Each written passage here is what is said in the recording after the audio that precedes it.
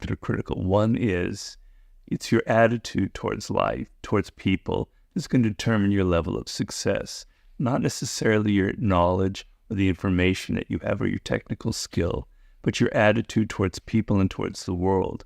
And the attitude that I found that I've been able to craft that came through a lot of hardship and pain and mistakes is a radical realistic outlook on life, seeing people for who they are, not through your own cloud of emotions, seeing events as they are, not how you project onto them what you want to see. And then the second thing that I learned is the importance of daily action. I'm an extremely disciplined person. It's probably to a fault, where I have to work every single day. And I've learned that my habits are more important than moments of great inspiration or incredible creativity. Even when I'm depressed or I'm bored or I'm totally uninspired, I still do the work. And then for 11 years now, it's been 11 years almost exactly, I've been meditating every single morning. And that habit, that morning ritual is extremely important to me because it grounds me, it prepares me for the day ahead. So these two lessons that I've learned are very much part of the daily laws.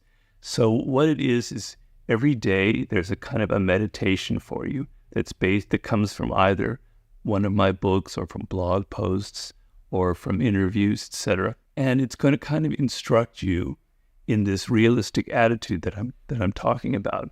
I wanted a meditation where every day you are going into the book, you spend the day sort of maybe thinking about that idea or what you read the day before, and slowly, day by day, week by week, month by month, this attitude that I'm talking about, you will internalize, you will ingest it, it will become part of your own thinking. And as you go through your day and some person in your office is very irritating at your work, and you start getting yourself emotional, something will come up through your head of something I've talked about, being able to look at people from distance and not getting emotionally entangled. It'll prevent you from getting sucked into their drama, and you'll find it'll start having the effect that way.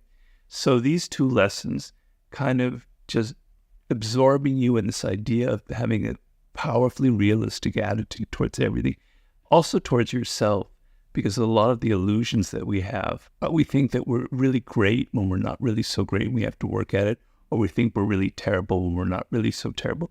We don't have a realistic assessment of our skills and who we are. So this book is going to ground you in that realistic attitude towards your work and your career, towards the people you're dealing with, and towards yourself. And I think the daily practice element will really help you make this practical, because this is a book more than anything that's designed to be very, very practical. There's one of the things that I've heard a lot is people will say, Robert, the 48 Laws was really good. I really liked it, but I have a hard time putting it into practice, right? What do you suggest for doing that? Well, this isn't the complete answer to that problem, but it is a kind of an attempt at being more practical with the books. Because if you take one of the laws and you take a passage that's very strong, that kind of gives you the gist of the idea in that law, and you absorb that and you think about it, it'll start having an effect on you. Whereas in the book itself, if you're reading all the other material, you might be a little bit distracted, or you might find the entertainment value overwhelming you. But in this kind of concentrated format, with the gist of the idea in each of the laws and each of the strategies of war and all of the elements of mastery, they're kind of in a pure form. It's kind of like a straight shot of whiskey or something, and you're drinking it and it's going to have an effect on you.